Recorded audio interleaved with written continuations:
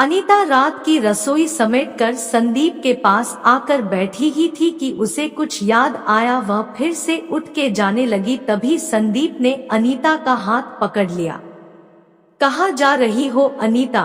बैठो ना मेरे पास थोड़ी देर। बहुत दिनों से हम ढंग से बात ही नहीं कर पा रहे।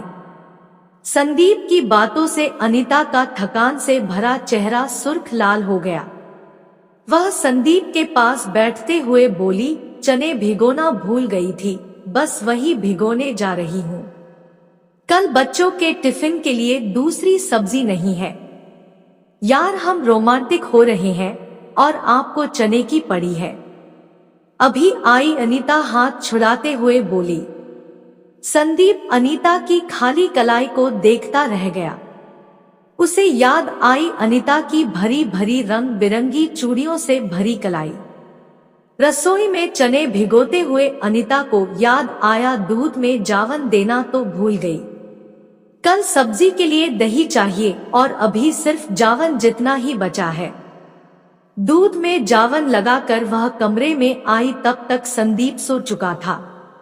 उसने घड़ी की तरफ देखा, वह रात के 11 बजने का इशारा कर रही थी। वह एक चक्कर बच्चों के कमरे में लगाने गई तो देखा दोनों बच्चे लाइट ऑन करके सो रहे हैं। उसने लाइट बंद की तो छोटी बेटी ने पास आकर कहा, मम्मी डर लग रहा है, आप हमारे पास सो जाओ न प्लीज। अनीता ने अपनी बेटी को प्यार किया और बच्चों के पास ही सो गई। थोड़ी देर बाद संदीप की आंख खुली तो अनीता को वहां ना पाकर वह उठा और बच्चों के कमरे में चला गया। देखा तीनों माँ बच्चे मीठी नींद सो रहे थे। संदीप भी वही बेड पर थोड़ी सी जगह में सो गया। यह नजारा अनीता के घर में आम था। जब दिल में प्यार और स्नेह की इच्छा अपनी सुविधा से ऊपर होती है तो इंसान अपने सारे सुख त्यागने को तत्पर रहता है। अनीता की जिंदगी बच्चों के इर्द गिर्द ही घूमती थी और अपनी इस जिंदगी से वह बहुत खुश थी और संदीप की जान अपने बच्चों और पत्नी में बसती थी। आज से 8 साल पहले संदीप और अनीता की शादी हुई थी। अपने दोस्त की शादी में गया था संदीप और वहां दुल्हन की खास दोस्त के रूप में पहली बार अनीता से मुलाकात हुई थी।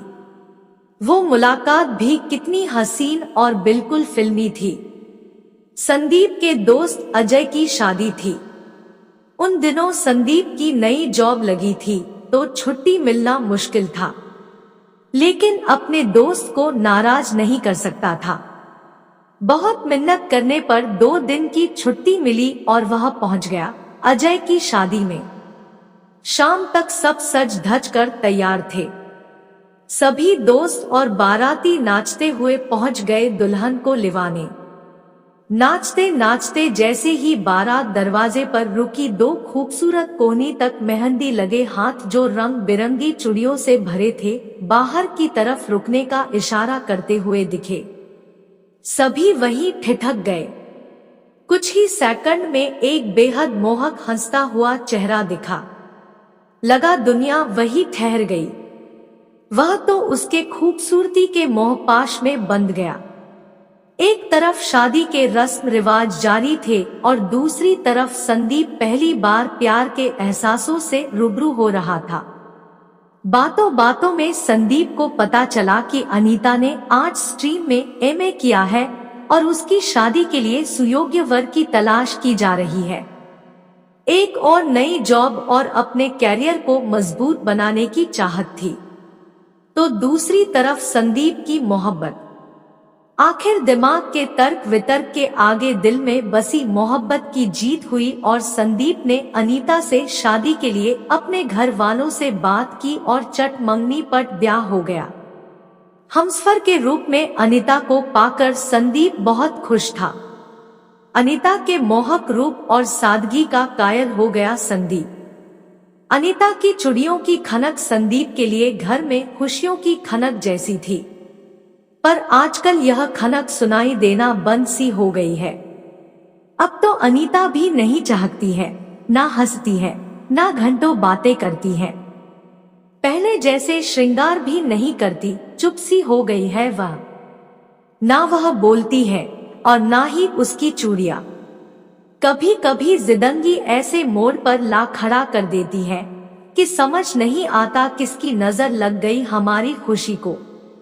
शुरुआती 1 साल तो प्यार की खुमारी में बीत गया, लेकिन जैसे जैसे रिश्ता पुराना होता गया, संदीप को अपना सपना याद आने लगा। वह अपना रेस्टोरेंट खोलना चाहता था, लेकिन मिडिल क्लास फैमिली से होने की वजह से फैमिली से फाइनेंशियल सपोर्ट नहीं मिल सकता था। दूसरा, नौकरी लगते ही उसने शादी कर ली और फिर बच्चे। इन सब में वह ज्यादा सेविंग नहीं कर पाया। उसे अपना सपना टूटता सा लगा। उसने लोन ले लिया, रेस्तरां तो खोल लिया, लेकिन कर्ज में डूब गया। अलमारी की सफाई करते वक्त अनीता को लोन के कागज मिले। तब उसे पता चला कि किस कदर कर्ज में डूब चुके थे वह। अनीता को बहुत बुरा लगा। संदीप के आने पर जब उसने पूछा तो संदीप ने कहा, मैं बताने ही वाला था तुम्हें, मैंने सब प्लानिंग कर ली है। यह सब तो ठीक है संदीप, लेकिन इतना बड़ा लोन हम चुकाएंगे कैसे? इस घर की किश्त भी तो है। एक बार सलाह तो करते मुझसे। वह परेशान तो था ही, और उसके इस रवैये से वह बुरी तरह बौखला गया और उसे ही अपनी हालत का जिम्मेदार ठहरा दिया। क्या सलाह करता मैं? यह कि अपने सपनों से ज्यादा प्यार को क्यों तवज्जो दी? अच्छा खासा प्लान था मेरी जिंदगी का, न तुमसे मिलता, न प्यार होता और न ही मेरे सपने मरते। सही कहा संदीप। आंसुओं की 2 लकीरें उभरी, लेकिन इससे पहले कि वे हावी होती अनु पर, उसने उन्हें वहीं रोक लिया। बस यही कुछ बातें थी जो उसने संदीप से आखिरी बार कही थी। उसके बाद वह अपने आप में सिमटने लगी। न रोती, न गुस्सा करती, न कुछ कहती। रेस्टोरेंट खोलना तो आसान था, लेकिन उसे मेंटेन करना और उसके एडवर्टाइजिंग में पैसा बहुत खर्च हो रहा था। ऐसी विकट घड़ी में भी अनीता ढाल बनकर खड़ी रही। उसने अपना सारा सोना और सेविंग्स संदीप के हवाले कर दी। इतनी मदद मिलने से वह संभल गया। धीरे धीरे रेस्टोरेंट अच्छा चलने लगा तो परिस्थितियां भी सुधरने लगी। संदीप का सपना पूरा हुआ, लेकिन इन सब के बीच उसने अपनी अनीता को खो दिया। वह जो हर बात पर चहकती थी, रोते हुए को हंसा देती थी, बोले बिना रह नहीं पाती थी, आज खामोश है। वजह भी संदीप ही था। कितने कड़वे बोल थे उसने। नजर किसी और की नहीं, संदीप की ही लगी थी। अनीता का नाराज होना लाजमी था। आज संदीप को यह एहसास हो गया था। वह कुछ भी करके अपनी अनीता को फिर से पाना चाहता था। 2 दिन बाद ही संदीप और अनीता की शादी की सालगिरह थी। संदीप ने मन ही मन कुछ सोचा और लग गया तैयारियों में। सालगिरह वाले दिन संदीप घर से जल्दी निकल गया और कुछ देर बाद अनीता को फोन करके कहा, कुछ जरूरी काम है तो जल्दी तैयार हो जाओ, मैं तुम्हें लेने आ रहा हूँ। इससे पहले कि अनीता कुछ कह पाती संदीप ने फोन काट दिया। अनीता ने अनमने ढंग से अलमारी खोली। सामने उसे रानी कलर की साड़ी दिखाई दी जो संदीप उसके लिए पहली बार अपनी पसंद से लाया था। उसने वही साड़ी पहनी, लेकिन कोई श्रृंगार नहीं किया।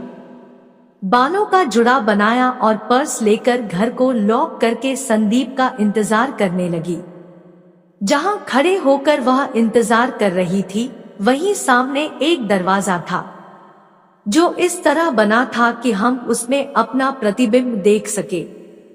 अनीता ने जब उसमें अपने आप को देखा तो उसे अपनी पुरानी छवि याद आ गई। कितना शौक था अनीता को सजने संवरने का। हमेशा साड़ी की मैचिंग ईयर रिंग्स और बिंदी लगाती और हाथों में रंग बिरंगी चूड़ियां पहनती थी। आंखों में काजल लगाए बिना तो कभी रहती नहीं थी वह, और आज देखो कैसी दिख रही है वह। न काजल, न चूड़ी, न कोई श्रृंगार। तभी संदीप आ गया। वह उसे रेस्टोरेंट ले गया। उसने बहुत ही अच्छे से सजावट की थी। दीवारों पर दोनों की शादी की और हनीमून पर साथ बिताए खूबसूरत पलों की बड़ी बड़ी तस्वीरें लगाई थी। यह सब देखकर अनीता की आंखों से आंसू बरसने लगे। संदीप ने अनीता के आंसू पोंछे और उसे शादी की सालगिरह की बधाई दी, लेकिन अनीता वही चुप सी बैठी रही। संदीप समझ नहीं पाया कि आखिर वह कैसे चुप्पी तोड़े अनीता की। अनीता, मैं मानता हूँ कि मुझसे गलतियां हुई है, मैं शर्मिंदा भी हूँ। अगर तुम इस मुसीबत में ढाल बनकर न खड़ी होती तो शायद कभी उभर ही नहीं पाता मैं, लेकिन अब धीरे धीरे सब ठीक हो रहा है और मैं वादा करता हूँ दोबारा ऐसी गलती नहीं होगी। पर तुम इस कदर कब तक रूठी रहोगी? जितना गुस्सा है और जितने आंसू है सबका गुबार निकाल दो एक ही बार में। बहुत दुख दिए हैं मैंने तुम्हें, पर अब और नहीं। और जो कुछ भी हुआ उसमें तुम्हारी क्या गलती है जो अपने आप को सजा दे रही हो? न श्रृंगार, न संजना संवरना, न हंसना, यह सब जो तुम्हारे व्यक्तित्व का महत्वपूर्ण आयाम था उसे ही भुला दिया। क्यों अनु? बोलो प्लीज। सही कह रहे हो संदीप, तुम। गलती मैंने ही की है जो तुम पर विश्वास किया, इसलिए सजा भी खुद को ही दे रही हूँ। इतना बड़ा फैसला लेने से पहले एक बार बात तो करते, बताते तो सही कि यह सपना इतना जरूरी है तुम्हारे लिए। मैं कभी नहीं रोकती तुम्हें, लेकिन छुपा कर क्यों? क्या बस यही अहमियत रह गई है मेरी इस घर में कि इतनी बड़ी बात मुझे इस तरह पता लगी? कैसे भरोसा करूं कि कुछ और नहीं छुपाया है तुमने मुझसे? क्या पता कितना कुछ ढका छिपा है हमारे बीच, और क्या पता कब कौन सी नई मुसीबत आ जाए हमारी जिंदगी में। प्यार तो शायद पहली नजर में हो जाता है संदीप, लेकिन विश्वास, उसे पाने में वक्त लगता है, और जब विश्वास टूटता है तो वह शायद ही दोबारा हो पाए। सिर्फ बड़ी तस्वीरें लगाने से और सॉरी बोलने से मेरा टूटा विश्वास लौट आएगा? क्या कर पाऊंगी भरोसा तुम पर? नहीं संदीप, बात इतनी छोटी भी नहीं है जितनी तुम समझ रहे हो। तुमने तो मुझे ही जिम्मेदार ठहरा दिया हर परिस्थिति का, और जो पल मेरी जिंदगी के सबसे खूबसूरत पल है तुम्हारे लिए वही पल अफसोसजनक है। फिर अब क्या हुआ? अब अफसोस नहीं रहा मुझसे मिलने का? नहीं करनी मुझे तुमसे बात, नहीं आना मुझे तुम्हारे करीब, नहीं मिटानी दूरियां। वो तो मुझे बच्चों की फिक्र है, वरना कब का चली जाती तुम्हें छोड़कर। झूठ बोल रही हो। तुम्हें बच्चों की ही नहीं बच्चों के बाप की भी बहुत फिक्र है। अनीता ने गुस्से से संदीप को देखना चाहा, पर यह गुस्सा कब हल्की मुस्कुराहट में बदल गया वह समझ नहीं पाई। न होती मेरी फिक्र तो यूं ढाल बनकर न खड़ी होती तुम मेरे साथ हर कदम पर। मुझे पता है नहीं रह सकती तुम मेरे बिना। मान जाओ प्लीज। संदीप ने अनीता का हाथ पकड़ लिया। मैं उन दिनों बहुत परेशान था, मुझे लगा तुम साथ दोगी मेरा, लेकिन तुम गुस्सा करने लगी तो मैं भी बौखला गया और पता नहीं क्या अनाप शनाप बकने लगा। माफ कर दो, तुम कहोगी तो सब कुछ अभी बंद कर दूंगा। तुम्हारे बिना सब कुछ सूना सा है। सपना पूरा हो गया लेकिन फिर भी कमी सी है। तुम्हारे लिए ऐसे करोड़ों सपने कुर्बान, बस तुम पहले जैसी हो जाओ। भूल जाओ हर फिक्र, फिर से अपनी हंसी से घर को महका दो। अपनी चूड़ियों की खनक से खनका दो। लगाओ काजल इन सूनी आंखों में, होठों पर सुर्ख लाली लगाओ। लौट आओ मेरी सूखी बगिया में, सावन की रिम झिम फुहार बनाओ। अनीता की आंखों में आंसू थे, लेकिन गाल शर्म से लाल हो रहे थे और होठों पर मुस्कान थी। हमसे दूरी ने तुम्हें शायर बना दिया संदीप बाबू, पर मेरे लिए तुम्हारा प्यार ही श्रृंगार है। सुदीप ने अनीता को बाहों में भर लिया। प्यार की गर्मी से शिकवे शिकायतों की बर्फ पिघलने लगी। प्यार की चमक अनीता के चेहरे पर झलक रही थी। बिना श्रृंगार ही वह किसी अप्सरा सी लग रही थी। कहानी अच्छी लगी हो तो वीडियो को लाइक और शेयर कर दे। साथ ही चैनल पर नए हैं तो चैनल को सब्सक्राइब जरूर कर ले, ताकि ऐसी ही वीडियोस आपको मिलती रहे।